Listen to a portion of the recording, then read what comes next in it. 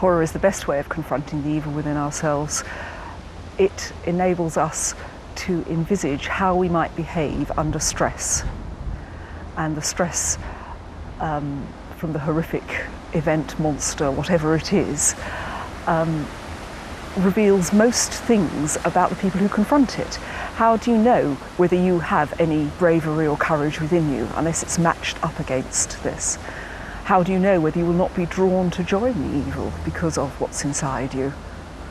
It's a very interesting question.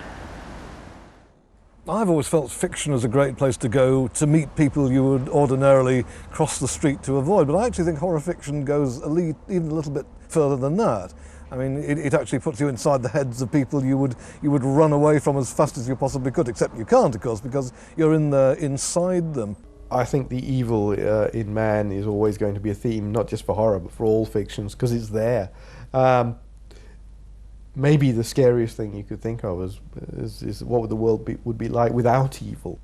Well, I think psychological evil is something that's fascinated writers of all kinds, but it does seem to be particularly prevalent in horror fiction. And I think it's a way of imagining people we don't like to think are like ourselves. But I think if we write about them properly, we begin to see how close we are to them. And I hope maybe that even acts as a warning. I think the horrors that afflict us in our own life are slightly different from horrors within horror fiction or horror movies.